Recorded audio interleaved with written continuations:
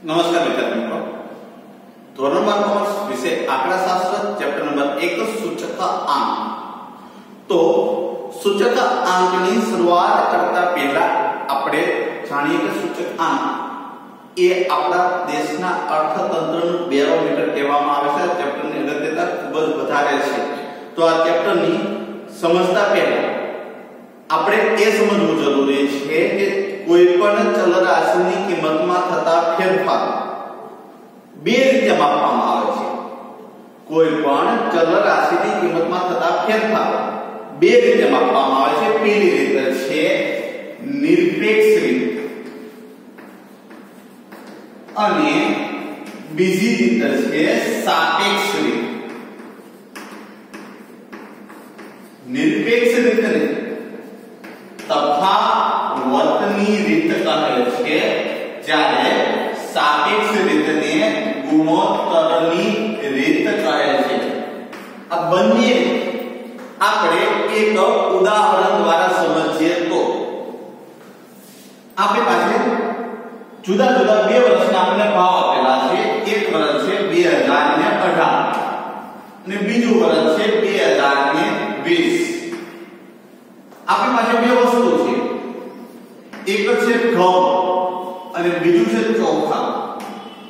તો ધારો કે ઘઉં 1 કિગ્રા દીઠ ભાવ વર્ષ 2018 30 રૂપિયા હતો, જે વધીને 2020 માં 38 રૂપિયા થયો। અને ચોખાનો ભાવ વર્ષ 2018 20 રૂપિયા હતો, જે વધીને વર્ષ 2020 માં 28 રૂપિયા થયો। તો આ વર્તમાન સમયની સરખામણીમાં આધાર વર્ષે ભાવમાં કેટલો વધારો થયો છે તે જાણો તો પહેલી તફાવતની રીત। તો ઘઉં માટે જો આપણે જોઈએ તો 38 રૂપિયા ભાવમાં વધારો અને એ પહેલાનો ભાવ હતો 30 રૂપિયા, તો કુલ 8 રૂપિયાનો ભાવમાં વધારો થયેલો આપણને જાણવા મળે છે।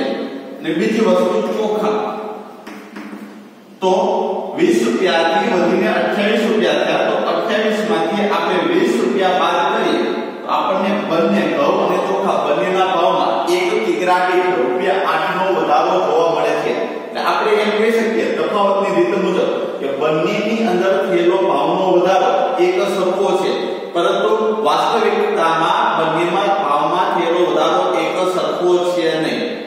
એની માટે બીજી રીત છે આપણે ગુણોત્તરની રીત। ગુણોત્તરની રીત મુજબ આપણને ખ્યાલ આવે છે કે ભાવની અંદર સતત કેટલાનો વધારો થયેલો છે। તો ઘઉં 30 રૂપિયાના હતા અને વધીને 38 રૂપિયા થયા, તો 38 ના છેદમાં 30 ગુણ્યા 100 કરીશું। અને ચોખા 20 રૂપિયાના હતા વધીને 28 રૂપિયાના થયા, તો 28 ના છેદમાં 20 ગુણ્યા 100। જો આપણે 38 ભાગ્યા 30 ગુણ્યા 100 કરીએ તો આપણને જવાબ મળશે 126.66 અને 28 ભાગ્યા 20 ગુણ્યા 100 કરવાથી આપણને વધારો મળે છે 140 રૂપિયા। તો વિદ્યાર્થી મિત્રો એમ કહેવાય કે ઘઉંમાં 26 રૂપિયા અને 66 પૈસાનો વધારો થયેલો છે, જ્યારે ચોખામાં 40 રૂપિયાનો વધારો થયેલો જોવા મળે છે। ત્યારે તફાવતની રીતમાં બંને વધારો આપણને એક સરખો દેખાય છે, જ્યારે ગુણોત્તરની રીતમાં બંનેના ભાવમાં થયેલો વધારો એક સરખો નથી। વિદ્યાર્થી મિત્રો આનો અર્થ શું થાય એ તમને હું સમજાવી દઉં કે 2018 માં જેટલા ઘઉં આપણને 100 રૂપિયામાં મળતા હતા એટલા જ ઘઉં લેવા માટે હવે આપણે 126 રૂપિયા અને 66 પૈસા ખર્ચવા પડશે।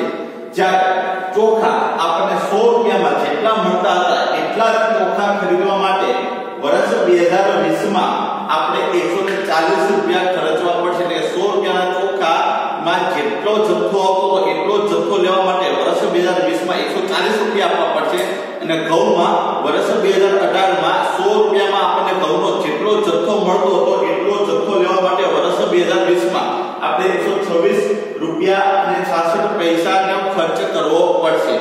તો આને આપણે સૂચક આંક તરીકે ઓળખશું અને સૂચક આંકની વ્યાખ્યા કોઈ પણ વસ્તુ સાથે સંકળાયેલ ચલ રાશિ પછી કિંમત હોય તો પણ ભલે અને જથ્થો હોય તો પણ ભલે.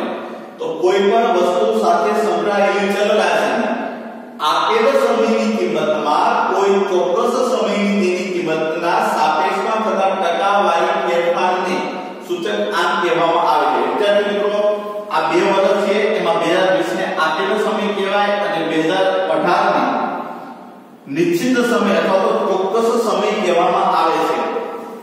આને આપેલ સમયની ચલ રાશિ કહેવાય અને આને ચોક્કસ સમયની ચલ રાશિ કહેવાય. તો આપણે સૂચક આંકની વ્યાખ્યા કોઈ પણ વસ્તુ સાથે સંકળાયેલી ચલ રાશિની આપેલ સમયની કિંમતમાં કોઈ ચોક્કસ સમયની તેની કિંમતના સાપેક્ષમાં થતા ટકાવારી ફેરફારને સૂચક આંક કહેવામાં આવે છે. આ સૂચક આંકને આપણે કેપિટલ I વડે દર્શાવીએ છીએ અને એનું સૂત્ર છે સૂચક આંક બરાબર ચાલુ વર્ષની ચલ કિંમત છેદમાં આધાર વર્ષની ચલ કિંમત ગુણ્યા 100 અને સંકેતમાં ચાલુ વર્ષની ચલ કિંમતને P1 વડે દર્શાવાય અને આધાર વર્ષની ચલ કિંમતને P0. તો આખું સંકેતનું સૂત્ર આવી રીતે લખાય છે I બરાબર P1 ના છેદમાં P0 ગુણ્યા 100. આ જે આપણે શોધેલું છે એ સૂચક આંક છે. આ કિંમતને P1 તરીકે દર્શાવાય, આ કિંમતને P0 તરીકે, અને આપણું સૂત્ર છે I બરાબર P1 ના છેદમાં P0 ગુણ્યા 100. P1 2020 માટે P1 છે 38 અને P0 છે 30. તો 38 ના છેદમાં 30 ગુણ્યા 100 અને ચોખામાં P1 છે 28 અને P0 છે 20. તો 28 ના છેદમાં 20 ગુણ્યા 100. તો ગુણ્યા જે 100 કરેલો છે એ ટકાવારી માપ છે અને ટકાવારી ફેરફાર 126.66 માંથી 100 બાદ કરો અને જે તમને 26.66% જવાબ મળે એને કહેવાય ટકાવારી ફેરફાર દર્શાવતું માપ. તો કોઈ પણ વસ્તુ સાથે સંકળાયેલ ચલ રાશિની આપેલ સમયની કિંમત અને કોઈ ચોક્કસ સમયની કિંમતની સાપેક્ષમાં થતા ટકાવારી ફેરફાર દર્શાવતા માપને સૂચક આંક કહેવામાં આવે છે. સૂચક આંકને સંકેતમાં કેપિટલ I વડે દર્શાવવામાં આવે છે અને સૂચક આંકનું સૂત્ર છે ચાલુ વર્ષની ચલ કિંમત છેદમાં આધાર વર્ષની ચલ કિંમત ગુણ્યા 100 અને સંકેતમાં એને લખાય છે કેપિટલ I બરાબર P1 ના છેદમાં P0 ગુણ્યા 100.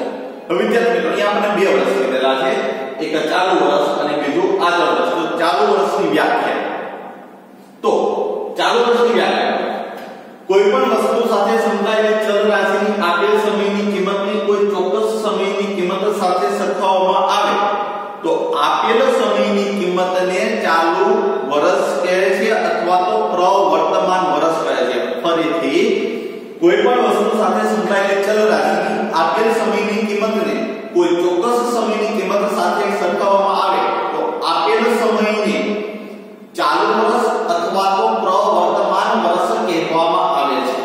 હવે આધાર વર્ષની વ્યાખ્યા, તો કોઈ પણ વસ્તુ સાથે સંકળાયેલી ચલ રાશિની આપેલ સમયની કિંમતને કોઈ ચોક્કસ સમયની કિંમત સાથે સરખાવવામાં આવે તો આ ચોક્કસ સમય અથવા તો નિશ્ચિત સમયને આધાર વર્ષ કહે છે. ફરીથી કોઈ પણ વસ્તુ સાથે સંકળાયેલી ચલ રાશિની આપેલ સમયની કિંમતને કોઈ ચોક્કસ સમયની કિંમત સાથે સરખાવવામાં આવે તો તે ચોક્કસ સમયને આધાર વર્ષ તરીકે ઓળખવામાં આવે છે. અને આ ચેપ્ટરનો આઈએમપી સવાલ કે આધાર વર્ષની પસંદગી કેવી હોવી જોઈએ અથવા તો આધાર વર્ષ કેવું હોવું જોઈએ. તો વિદ્યાર્થી મિત્રો, આધાર વર્ષ સામાન્ય કે પ્રામાણ્ય હોવું જોઈએ. તો વિદ્યાર્થી મિત્રો, આ સામાન્ય કે પ્રામાણ્ય એટલે શું? તો સામાન્ય કે પ્રામાણ્ય એટલે કુદરતી આફતો જેવી કે ધરતીકંપ, વાવાઝોડું, પૂર, સુનામી આ વગેરે આફતોથી મુક્ત હોવું જોઈએ. માનવ સર્જિત ઘટનાઓ અને રાજકીય ઉથલપાથલથી મુક્ત હોવું જોઈએ. કુદરતી આફતો, માનવ સર્જિત ઘટનાઓ અને રાજકીય ઘટનાઓથી મુક્ત હોવું જોઈએ. જો આ ત્રણ ઘટનાઓથી જે વર્ષ મુક્ત હોય તે વર્ષને સામાન્ય કે પ્રામાણ્ય વર્ષ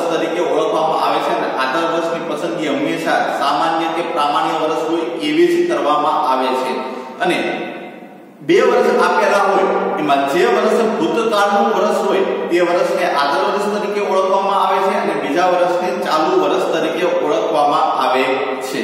તો આધાર વર્ષની પસંદગીની બાબતે 2 રીત છે સૂચક આંક ગણવાની। એમાંની પહેલી રીત છે અચલ આધારની રીત અને બીજી છે પરંપરિત આધારની રીત। તો આ દાખલા આપણે આગળના વિડિયોની અંદર જોઈશું। તો વિદ્યાર્થી મિત્રો આશા રાખું છું કે આજના આ ટોપિકની અંદર આપને સમજ પડી હશે